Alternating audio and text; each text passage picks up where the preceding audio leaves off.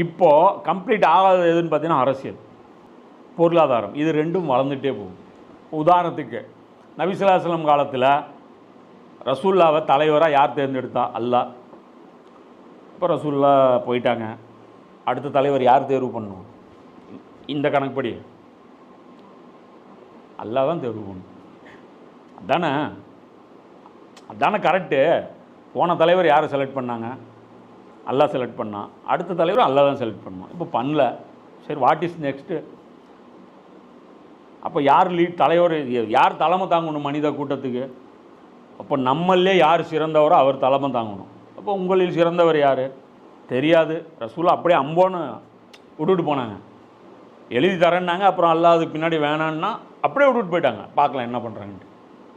அப்போது உங்களில் சிறந்தவர் யார்? ரசூலா ஹிண்ட்டு கொடுத்துட்டு போனாங்க. யார்? தக்வாவில் யார் சிறந்தவர்னு. அதை ரசூலா சொல்லிட்டு போயிட்டாங்க. இது அதாவது 3 டாட் வச்சுட்டாங்க. உங்களில் சிறந்தவர், தக்வாவில் சிறந்தவர். புரியுதா? அபூபக்கருக்கு தக்வா இருக்குது, உங்களுக்கு தலைமை தாங்கிறவர் உங்களில் சிறந்தவராக இருக்கணும். அவ்வளோதான். இதை 3ஐயும் கனெக்ட் பண்ணி, அப்போ தக்வாவில் சிறந்தவர்னு அபூபக்கர் நம்ம சர்டிஃபிகேட் ரசூலா கொடுத்தாங்க. அந்த 10 சொர்க்கவாசிகளுக்கு ரசூலா கொடுத்தாங்க. சரி, இந்த 10 பேர் போயிட்டாங்க. இப்போ எல்லாரும் கிளைம் பண்ணுறாங்க எங்களுக்கு அதே அளவு தக்குவா இருக்குது, எனக்கும் 150 கிராம் தக்குவா இருக்குது, இவருக்கும் 150 கிராம் தக்குவா இருக்குங்கிறேன். இப்போ தக்குவா மிஷின் எங்கே விற்கிது? ஆனால் அந்த லீடர்ஷிப் பொறுத்த வரைக்கும், ரசூலுல்லாவும் சஹாபாக்களுடைய லீடர்ஷிப் பொறுத்த வரைக்கும் முன்னாடியே தெரியும் அவங்க நல்லவங்கன்ட்டு.